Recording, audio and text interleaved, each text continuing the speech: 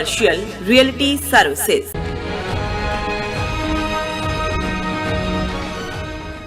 ਦਰਸ਼ਕੋ break ਤੋਂ ਬਾਅਦ ਤੁਹਾਡਾ ਸਭ ਦਾ ਭਰਪੂਰ ਸਵਾਗਤ ਹੈ। ਦੂਸਰੇ ਸੈਗਮੈਂਟ ਦੇ ਵਿੱਚ ਆਪਾਂ ਗੱਲਬਾਤ ਕਰਨ ਜਾ ਰਹੇ ਹਾਂ, ਇੱਕ ਅਹਿਮ ਖਬਰ ਬਾਰੇ ਤੁਹਾਡੇ ਨਾਲ ਵਿਚਾਰ ਸਾਂਝੇ ਕਰਨ ਜਾ ਰਹੇ ਹਾਂ। ਸੋ ਪਿਛਲੇ ਸਮੇਂ ਚੋਂ ਦਿੱਲੀ ਤੇ ਹਰਿਆਣੇ ਵਿੱਚ ਮੁਸਲਮਾਨਾਂ ਨੂੰ ਹਿੰਸਾ ਦਾ ਸ਼ਿਕਾਰ ਬਣਾਉਣ ਤੋਂ ਬਾਅਦ ਹੁਣ ਉਹਨਾਂ ਨੂੰ ਜ਼ਬਰਦਸਤੀ ਹਿੰਦੂ ਕਨਵਰਟ ਕੀਤਾ ਜਾ ਰਿਹਾ ਹੈ।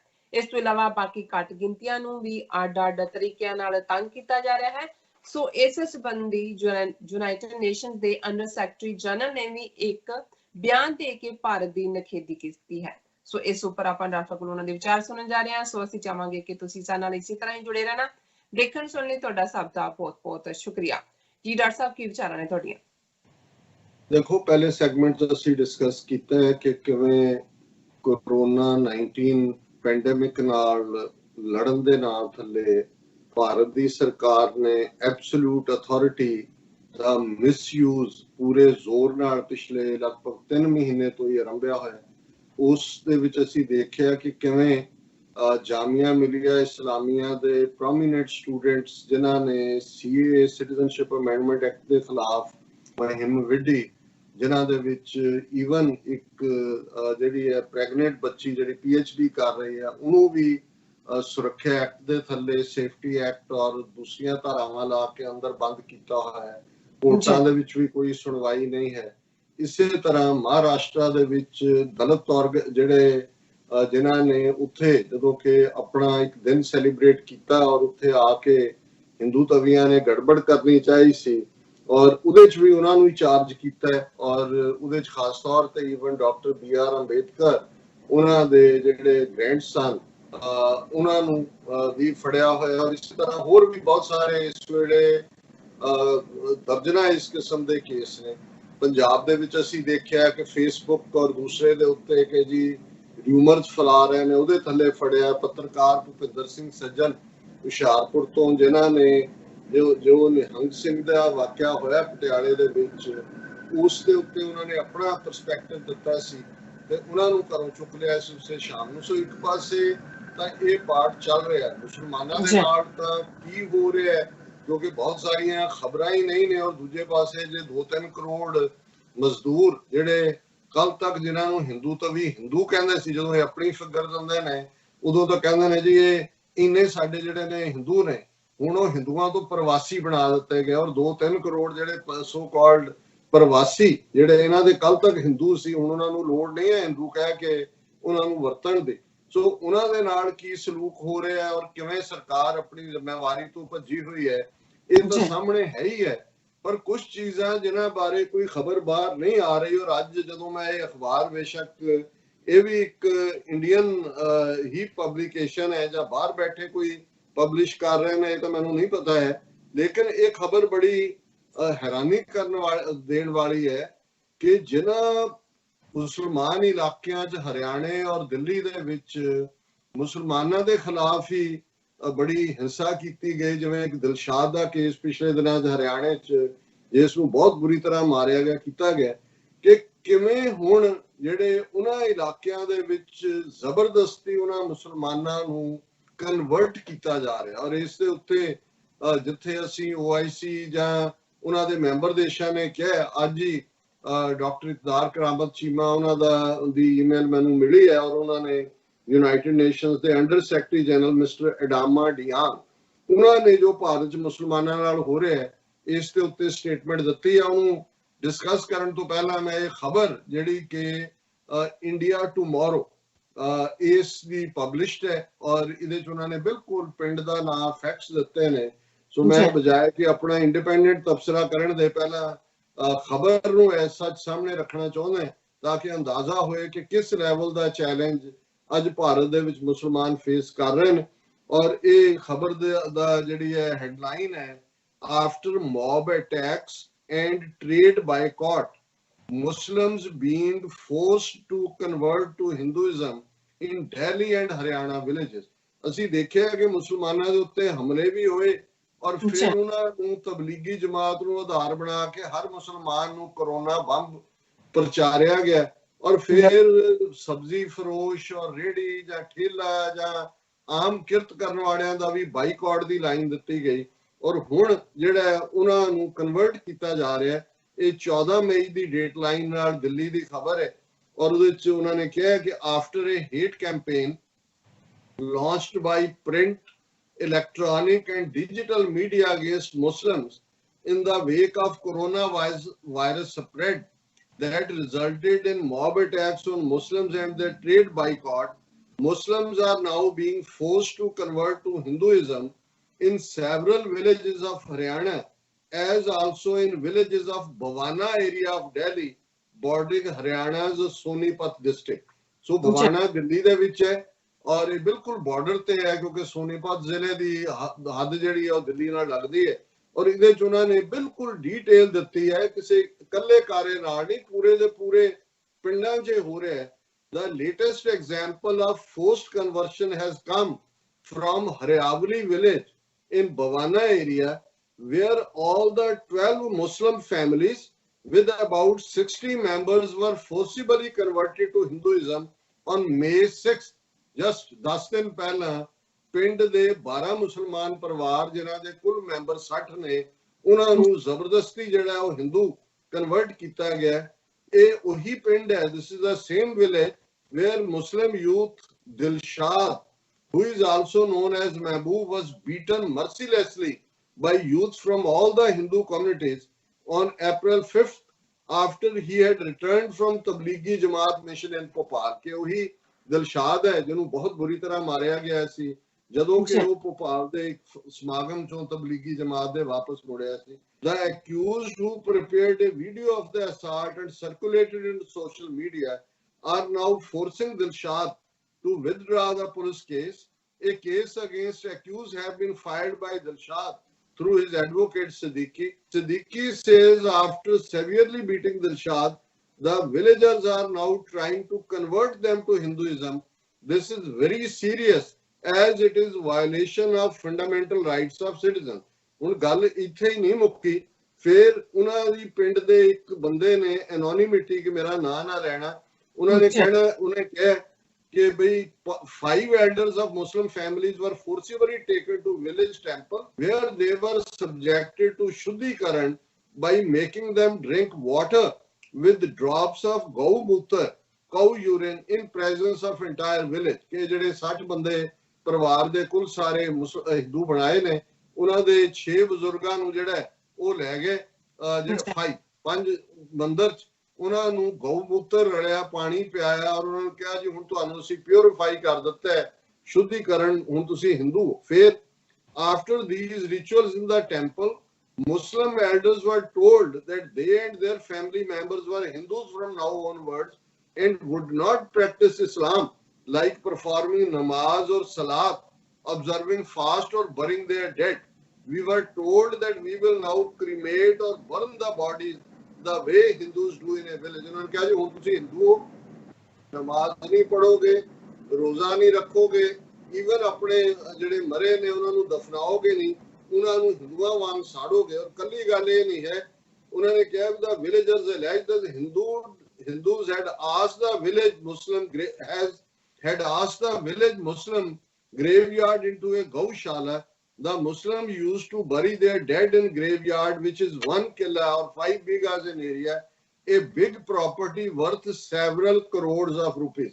ਹੁਣ ਇਹ ਗੱਲ ਕੱਲੀ ਕਨਵਰਜਨ ਦੀ ਨਹੀਂ ਰਹੀ, ਉਹਨਾਂ ਨੇ ਕਿਹਾ ਜੀ ਆ ਜਿਹੜਾ ਤੁਹਾਡਾ ਬਰੀਅਲ ਗਰਾਊਂਡ ਹੈ, ਕਬਰਸਤਾਨ ਹੈ, ਇਹਨੂੰ ਹੁਣ ਗਊਸ਼ਾਲਾ ਬਣਾ ਦਿਓ। ਔਰ ਉਹਨਾਂ ਨੇ ਕਿਹਾ ਕਿ ਜੀ ਕਰੋੜਾਂ ਰੁਪਏ ਦੀ ਜਾਇਦਾਦ ਉਹਨਾਂ ਨੇ ਗਊਸ਼ਾਲਾ ਕਹਿ ਕੇ ਜਿਹੜਾ ਉਹਨੂੰ ਕਨਵਰਟ ਕਰ ਦਿੱਤਾ ਹੈ। ਔਰ ਉਹਨਾਂ ਨੇ ਕਿਹਾ ਕਿ ਵੀ ਭਾਵੇਂ ਇਹ ਹੁਣ ਪਿੰਡ ਵਾਲੇ ਜਿਹੜਾ ਨੂੰ ਬਣਾਇਆ, ਉਹਨਾਂ ਨੇ ਕਿਹਾ ਭਾਵੇਂ ਅਸੀਂ ਹਿੰਦੂ ਬਣ ਗਏ ਇਹਨਾਂ ਦੇ ਰਿਚੁਅਲਸ ਦੇ ਨਾਲ, ਪਰ ਅਸੀਂ ਆਪਣੇ ਦਿਲਾਂ ਦੇ ਵਿੱਚ ਮੁਸਲਮਾਨ ਹੈ ਔਰ we will continue and die as Muslim. ਪਰ ਜਦੋਂ ਉਹਨਾਂ ਨੂੰ ਪੁੱਛਿਆ ਕਿ ਕੀ ਤੁਸੀਂ ਰਮਜ਼ਾਨ ਦੇ ਮਹੀਨੇ 'ਚ ਰੋਜ਼ੇ ਰੱਖ ਰਹੇ ਹੋ, ਉਹਨਾਂ ਨੇ ਕਿਹਾ ਜੀ ਅਸੀਂ ਘਰਾਂ 'ਚ ਰੱਖ ਰਹੇ ਚੁੱਪ ਚੁਪੀਤੇ, ਪਰ ਕਿਉਂਕਿ ਸਾਡੇ ਪਿੰਡ 'ਚ ਮਸਜਿਦ ਵੀ ਨਹੀਂ ਸੀ, ਅਸੀਂ ਨਮਾਜ਼ ਵੀ ਅੱਗੇ 6 ਮੀਲ ਦੂਰ ਇੱਕ ਪਿੰਡ ਦੇ ਵਿੱਚ ਆ ਉੱਥੇ ਜਾਂਦੇ ਸੀ, ਪਰ ਹੁਣ ਅਸੀਂ ਉੱਥੇ ਨਹੀਂ ਜਾ ਰਹੇ ਕਿਉਂਕਿ ਇਹ ਜਿਹੜਾ nearest mosque is at Bhawana 6 kilometres away from the village, ਅਸੀਂ ਉੱਥੇ ਜਾਂਦੇ ਸੀ, ਹੁਣ ਅਸੀਂ ਨਹੀਂ ਜਾ ਰਹੇ। ਔਰ ਉਹਨਾਂ ਨੇ ਕਿਹਾ ਜੀ ਅਸੀਂ ਜਨਰੇਸ਼ਨਸ ਤੋਂ ਇਹਨਾਂ ਪਿੰਡਾਂ 'ਚ ਰਹਿ ਰਹੇ ਹਾਂ, 1947 ਦਾ ਦੌਰ ਵੀ ਆਇਆ, ਅਸੀਂ ਇੱਥੇ ਮਹਿਫੂਜ਼ ਰਹੇ ਔਰ ਅਸੀਂ ਆਪਣੇ ਸਾਰੇ ਪਿੰਡ ਦੇ ਨੂੰ ਪਿਆਰ ਕਰਦੇ ਹਾਂ। ਔਰ ਇਹ ਜਿਹੜੀ ਹੁਣ ਇਸ ਵੇਲੇ ਹੇਟ ਹੈ ਸਾਡੇ ਲਈ, ਇਹ ਬਹੁਤ ਜ਼ਿਆਦਾ ਹੋ ਗਈ ਹੈ। ਔਰ ਉਹਨਾਂ ਨੇ ਕਿਹਾ ਕਿ ਵੀ ਇਹ ਮਰਕਜ਼ ਤਬਲੀਗੀ ਜਮਾਤ ਨੂੰ ਆਧਾਰ ਬਣਾ ਕੇ ਇਹਨਾਂ ਨੇ ਹੇਟਰੇਡ ਫੈਲਾਈ ਹੈ। ਔਰ ਜੇ ਉਹਨਾਂ ਨੂੰ ਪੁੱਛਿਆ ਕਿ ਵੀ ਤੁਸੀਂ ਕੀ ਪਿੰਡ ਛੱਡ ਦਿਓਗੇ ਜੇ ਇਸ ਕਿਸਮ ਦਾ ਹੈ, ਉਹਨੂੰ ਕਿਹਾ ਜੀ ਅਸੀਂ ਕਿੱਥੇ ਜਾਣਾ ਹੈ, we have over agriculture and other landed properties in the village which is coming in the way of migration। ਅਸੀਂ ਜਿਹੜਾ we will use it when all other options fail। ਔਰ ਇਸੇ ਤਰ੍ਹਾਂ ਇੱਕ ਹੋਰ ਪਿੰਡ ਦਾ ਉਹਨਾਂ ਨੇ ਹਵਾਲਾ ਦਿੱਤਾ ਹੈ ਹਰਿਆਵਲੀ ਵਿਲੇਜ ਦੇ ਕਿ Hindus in Nangal village about 3 kilometers from Harveli were forcing half a dozen Muslim families to convert to Hinduism। ਉਹਨਾਂ ਨੇ ਕਿਹਾ ਜੀ ਉੱਥੇ ਵੀ ਇਹ ਚੱਲ ਰਿਹਾ, ਉਹਨਾਂ ਤੇ ਪ੍ਰੈਸ਼ਰ ਬਿਲਡ ਕਰ ਰਹੇ ਨੇ। ਔਰ ਉਹਨਾਂ ਨੇ ਉਹ ਵੀ ਸੋਨੀਪਤ ਡਿਸਟ੍ਰਿਕਟ ਦੇ ਵਿੱਚ ਹੈ, ਉਹਨਾਂ ਨੂੰ ਕਨਵਰਟ ਹੋਣ ਲਈ ਕਹਿ ਰਹੇ ਨੇ। ਔਰ ਇਹ ਕੁੱਲ ਮਿਲਾ ਕੇ ਉਹਨਾਂ ਨੇ ਕਿਹਾ incidents of conversions have been reported from several other villages in Haryana। ਇਹ ਇੱਕ ਜਾਂ ਦੋ ਪਿੰਡਾਂ 'ਚ ਨਹੀਂ ਹੈ। According to reports, 260 members of 40 Muslim families in Bidmira village of Hisar converted to Hinduism on May 8। ਹੁਣ ਤੁਸੀਂ ਟਾਈਮ ਦੇਖੋ, ਪਿਛਲੇ 2 ਹਫ਼ਤੇ 'ਚ ਹੋ ਰਿਹਾ ਹੈ, ਕਿਉਂਕਿ ਦੁਨੀਆ 'ਚ ਕੋਈ ਖਬਰ ਨਹੀਂ ਹੈ, ਸਭ ਕੁਝ ਦੱਬਿਆ ਹੋਇਆ। ਔਰ ਉਹਨਾਂ ਨੇ ਕਿਹਾ ਜੀ ਵੀ ਜਿੰਨੀ ਦੇਰ ਕੋਰੋਨਾ ਮੁਸਲਮਾਨ ਜਿਹੜੇ ਨੇ ਸਾਰੇ ਹਿੰਦੂ ਬਣਾ ਦਿਓ। ਉਹਨਾਂ ਨੇ ਕਿਹਾ ਜੀ ਇਸ ਵੇਲੇ 260 ਮੈਂਬਰ 40 ਫੈਮਿਲੀਜ਼ ਦੇ ਉਹ ਹਿੰਦੂ ਬਣਾਏ ਜਾ ਚੁੱਕੇ ਨੇ। ਔਰ ਉਹਨਾਂ ਨੇ ਕਿਹਾ ਕਿ ਵੀ ਇਹ ਜਿਹੜਾ ਉਹਨਾਂ ਨੇ ਇੱਕ ਈਵਨ ਜਿਹੜਾ ਮੁਸਲਿਮ ਕਨਵਰਟ ਹੈ 80 ਸਾਲ ਦਾ ਬਜ਼ੁਰਗ ਮੁਸਲਿਮ ਔਰਤ, ਉਹਨੂੰ ਉਹਨਾਂ ਨੇ ਕਨਵਰਟ ਕੀਤਾ, ਬਾਅਦ ਉਹਦੀ ਡੈਥ ਹੋ ਗਈ ਔਰ ਉਹਦਾ ਉਹਨਾਂ ਨੇ ਸੰਸਕਾਰ ਕੀਤਾ ਇਹ ਕਹਿ ਕੇ ਕਿ ਹੁਣ ਅਸੀਂ ਦਫਨਾਣਾ ਨਹੀਂ, ਇਹ ਹਿੰਦੂ ਮਰੀ ਹੈ। ਔਰ ਇਸੇ ਤਰ੍ਹਾਂ ਧਨੋਡਾ ਖਾਨ ਵਿਲੇਜ ਹੈ ਜੀਂਦ ਦੇ ਵਿੱਚ, ਉੱਥੇ ਵੀ 35 members of Sikh families living in Dhanoda Kalan village in Jind district converted to Hinduism after the death of one of their elders. ਹੁਣ ਇਹ ਇਸ ਹੱਦ ਤੱਕ ਜਾ ਕੇ ਇਹ ਹੋ ਰਿਹਾ ਹੈ ਭਾਰਤ ਦੇ ਵਿੱਚ, ਜਿਹੜਾ ਆਪਣੇ ਆਪ ਨੂੰ ਲਾਰਜੈਸਟ ਡੈਮੋਕ੍ਰੇਸੀ ਦੇ ਨਾਂ ਥੱਲੇ ਦੁਨੀਆ ਦੇ ਨਾਲ ਧੋਖਾ ਕਰ ਰਿਹਾ। ਔਰ ਇਸ ਸਾਰੇ ਦੇ ਉੱਤੇ ਜਿਹੜਾ ਮੈਂ ਜਿਵੇਂ ਕਿਹਾ ਕਿ ਯੂਨਾਈਟਿਡ ਨੇਸ਼ਨਸ ਦੇ ਅੰਡਰ ਸੈਕਟਰੀ ਜਨਰਲ ਜਿਹੜੇ ਨੇ ਉਹਨਾਂ ਨੇ ਸਟੇਟਮੈਂਟ ਦਿੱਤੀ ਹੈ। ਔਰ ਇਹ ਸਟੇਟਮੈਂਟ ਅੱਜ ਹੀ ਮਈ 19 ਨੂੰ ਰਿਲੀਜ਼ ਹੋਈ ਹੈ। United nations under secretary general Adama Dang, who is also UN Special Advisor on the Prevention of Genocide, has expressed his concerns over discrimination against minorities in India since the adoption of Citizenship Amendment Act। मेरा ख्याल है भी ਜਦੋਂ ਉਹਨਾਂ ਨੇ statement ਦਿੱਤੀ ਅਜੇ ਉਹ ਉਹਨਾਂ ਅਰੈਸਟ ਦੀ ਗੱਲ ਹੀ ਕਰ ਰਹੇ ਨੇ ਜਿਹੜੀਆਂ ਉਹਨਾਂ ਸਟੂਡੈਂਟਸ ਦੀਆਂ ਹੋਈਆਂ ਜਿਨ੍ਹਾਂ ਨੇ ਸੀਏ ਦੇ ਖਿਲਾਫ ਜਿਹੜਾ ਉਹ ਸਿਟ ਇਨ ਕੀਤਾ ਸੀ। ਇਹ ਕਨਵਰਸ਼ਨ ਦਾ ਸ਼ਾਇਦ ਉਹਨਾਂ ਨੂੰ ਵੀ ਪਤਾ ਨਾ ਹੋਏ, ਮੈਂ ਵੀ ਥੋੜੀ ਦੇਰ ਪਹਿਲਾਂ ਹੀ ਇਹ ਖਬਰ ਦੇਖੀ ਹੈ। ਔਰ ਇਹ ਜਿਹੜਾ ਪ੍ਰੈਸ ਨੋਟ ਮਿਸਟਰ ਡੀਐਂਗ ਦੇ ਆਫਿਸ ਤੋਂ ਆਇਆ, ਉਹਨਾਂ ਨੇ ਕਿਹਾ while the objective of the act to provide protection to minority communities is commendable, it is concerning that this protection is not extended to all groups including Muslims। This is contrary to India's obligations under international human rights law, in particular on non-discrimination। ਉਹਨਾਂ ਨੇ ਕਿਹਾ ਜੀ ਉਹਦੇ 'ਚ ਮੁਸਲਮਾਨਾਂ ਨੂੰ exclude ਕਰਨਾ ਜਿਹੜਾ ਇਹ ਇੰਡੀਆ ਦੀ ਕਮਿਟਮੈਂਟ ਜਿਹੜੀ ਯੂਐਨ ਦੇ ਨੂੰ ਉਹਨਾਂ ਨੇ ਦਿੱਤੀ ਹੋਈ ਹੈ ਇੰਟਰਨੈਸ਼ਨਲ ਹਿਊਮਨ ਰਾਈਟਸ ਲਾਅ ਦੇ ਥੱਲੇ, ਉਸ ਦੇ ਵਿੱਚ ਫਿਟ ਇਨ ਨਹੀਂ ਹੁੰਦੀ। ਔਰ ਇਸ ਸਾਰੇ 'ਚੋਂ ਉਹਨਾਂ ਨੇ ਇਹ ਵੀ ਕਿਹਾ, ਮਿਸਟਰ ਡੈਂਗ ਨੇ also express concern over reports about over anti-Muslim violence in India prior to COVID-19 pandemic, which resulted in injury and death of civilians, attack on religious sites, as well as an increase in expression of hate against India's Muslim community। और उन्होंने कहा कि statements such as those expressed by Member of Parliament Subramaniam Swamy that all people are not equal and that Muslims are not in equal category as others are extremely alarming। Hate speech and the dehumanization of others goes against international human rights norms and values। उन्हें सुब्रमण्यम स्वामी ने बिल्कुल उन्हें कहा जी इत्थे कोई equality दा law नहीं prove हुंदा, मुसलमान और ईसाई इत्थे कोई इक्वल नहीं ने। और ये बिल्कुल उससे लाइन थल्ले ही है जिथे अमित शाह ने जदों बंगाल और असम दे ਜਿਹੜੇ ਉਹਦੇ ਚੋਣ ਦੌਰੇ ਸੀ ਉਹਨਾਂ ਨੇ ਕਿਹਾ ਸੀ ਕਿ ਇਹ ਜਿਹੜੇ ਦੂਸਰੇ ਨੇ ਇਹ ਟਰਮਾਈਟ ਨੇ, ਸਿਉਂਕ ਨੇ। ਸੋ ਇਹ ਵੀ ਜਦੋਂ ਅਸੀਂ ਸਟੇजेस ਫॉर ਜੈਨੋਸਾਈਡ ਦੇਖਦੇ ਆ ਕਿ ਕੀ ਸਟੈਪ ਹੁੰਦੇ ਨੇ।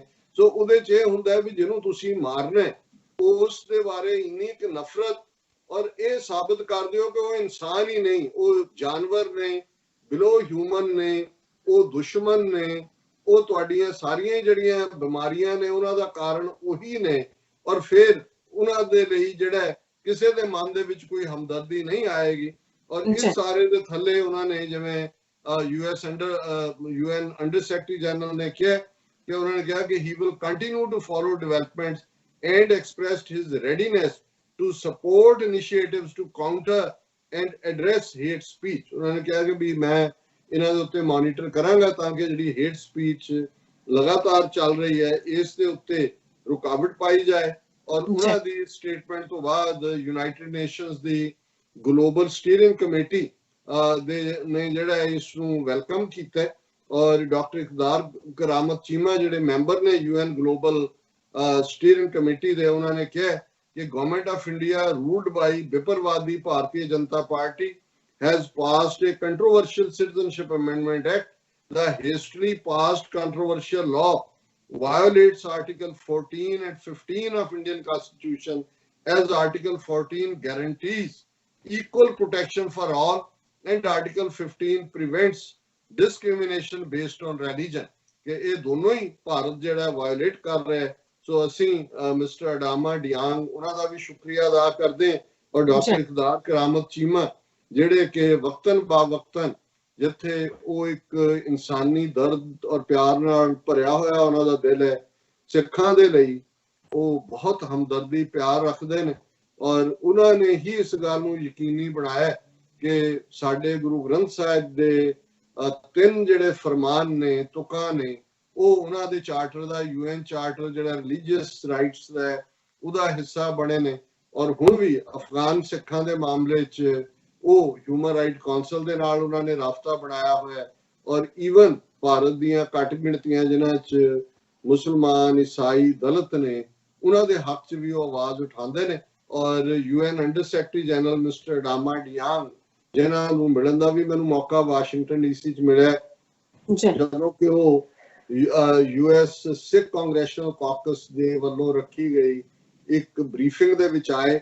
ਔਰ ਉਹਨਾਂ ਨੂੰ ਜਦੋਂ ਦੱਸਿਆ ਗਿਆ ਕਿ ਭਾਈ ਜੋ ਸਿੱਖਾਂ ਦੇ ਨਾਲ ਹੋਇਆ ਉਹ ਉਵੇਂ ਹੀ ਹੈ ਜਿਵੇਂ ਰਵਾਂਡਾ ਦੇ ਵਿੱਚ ਔਰ ਦੂਸਰੀ ਥਾਵਾਂ ਤੇ ਜੈਨੋਸਾਈਡ ਵਿੱਚ, ਉਹ ਉਹਨਾਂ ਨੇ ਕਿਹਾ ਵੀ ਇਹ ਕਿੰਨੀ ਹੈਰਾਨੀ ਦੀ ਗੱਲ ਹੈ ਕਿ ਇੱਕ ਇੰਨੀ ਛੋਟੀ ਜਿਹੀ ਕੌਮ ਦਾ ਇੱਕ ਇੰਨਾ ਹਿੱਸਾ ਜਿਹੜਾ ਉਸ ਨੂੰ ਮਾਰ ਦਿੱਤਾ ਗਿਆ ਐਨਕਾਊਂਟਰ ਬਣਾ ਕੇ।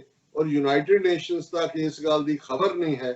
ਔਰ ਉਸ ਬਰੀਫਿੰਗ ਤੋਂ ਬਾਅਦ ਅਸੀਂ ਦੇਖਦੇ ਹਾਂ ਕਿ ਵਕਤਨ ਬਾ ਵਕਤਨ ਇਹਨਾਂ ਦੀ ਜਿਹੜੀ ਹੈ ਉਹ ਸਪੋਰਟ ਵੀ ਹੁੰਦੀ ਹੈ।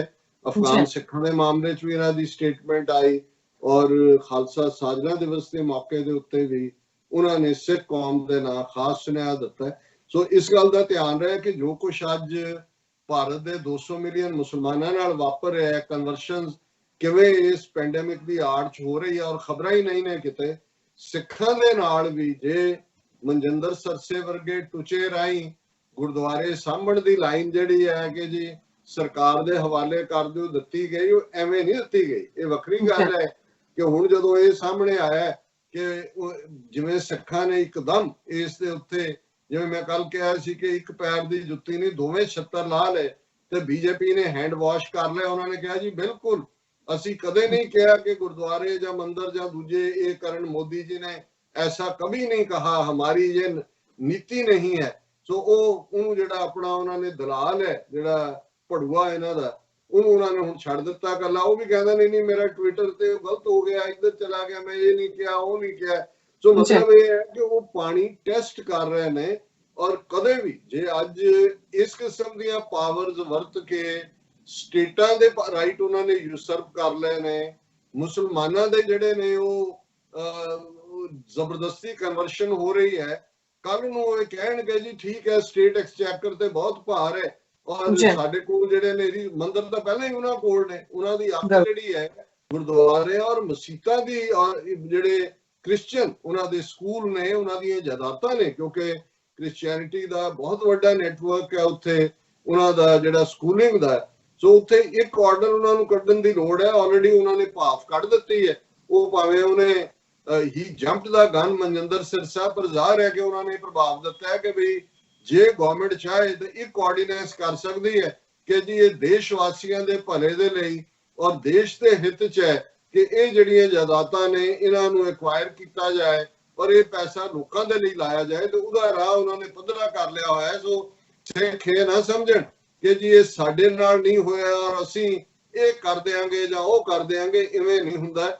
ਜਿਹਦੇ ਕੋਲ ਸਟੇਟ ਪਾਵਰ ਹੁੰਦੀ ਹੈ, ਔਰ ਕਾਸ਼ ਇਸ ਗੱਲ ਦੀ ਸਾਨੂੰ 47 ਦੇ ਦੌਰ 'ਚ ਸਮਝ ਆਈ ਹੁੰਦੀ, ਉਦੋਂ ਜਦ ਔਰ ਕੱਲਾ 47 ਨਹੀਂ, ਉਸ ਤੋਂ ਇੱਕਦਮ ਬਾਅਦ ਵੀ ਜਦੋਂ ਇਹ ਕਿਹਾ ਜਾਂਦਾ ਸੀ ਕਿ ਜੀ ਝੰਡੇ ਦੇ ਵਿੱਚ ਜਿਹੜਾ ਉੱਤੇ ਭਗਵਾ ਜਿਹਾ ਰੰਗ ਹੈ ਉਹ ਹਿੰਦੂਆਂ ਦਾ ਹੈ, ਚਿੱਟਾ ਮੁਸਲਮਾਨਾਂ ਦਾ, ਚਿੱਟਾ ਜਿਹੜਾ ਹੈ ਉਹ ਬੋਧੀਆਂ ਦਾ ਹੈ, ਹਰਾ ਰੰਗ ਭਾਰਤੀ ਤਿਰੰਗੇ ਦੇ ਵਿੱਚ ਮੁਸਲਮਾਨਾਂ ਦਾ ਹੈ, ਤੁਹਾਡਾ ਕਿਹੜਾ ਰੰਗ ਹੈ?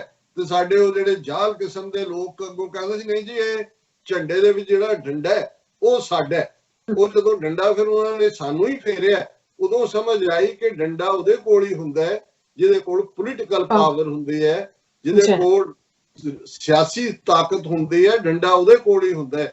ਔਰ ਉਹ ਕਿਸ ਨਿਰਦਇਤਾ ਨਾਲ, ਕਿਸ ਜ਼ਾਲਮਾਨਾ ਅੰਦਾਜ਼ ਉਹ ਡੰਡਾ ਉਹਨਾਂ ਨੇ ਫੇਰਿਆ, ਸਿੱਖਾਂ ਨੂੰ ਵੀ, ਮੁਸਲਮਾਨਾਂ ਨੂੰ ਵੀ, ਈਸਾਈਆਂ ਨੂੰ ਵੀ, ਦਲਿਤਾਂ ਨੂੰ ਵੀ।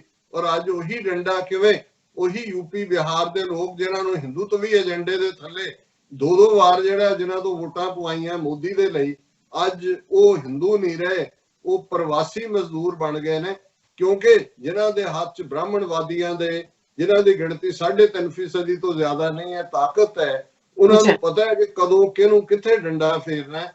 ਸੋ ਕੰਕਲੂਜਨ ਇਹੀ ਹੈ ਕਿ ਭਾਈ ਇਹ ਜਿਹੜਾ ਜਿਵੇਂ ਬੈਂਜਾਮਿਨ ਫਰੈਂਕਲਿਨ ਦੀਆਂ ਲਾਈਨਾਂ ਮੈਂ ਅਕਸਰ ਦੁਹਰਾਉਂਦਾ, ਉਹਨਾਂ ਨੇ ਅਮਰੀਕਨ ਲੋਕਾਂ ਨੂੰ ਐਡਰੈਸ ਕਰਦਿਆਂ ਕਹੀਆਂ ਸੀ ਕਿ we all must hang together otherwise we will be hanged separately।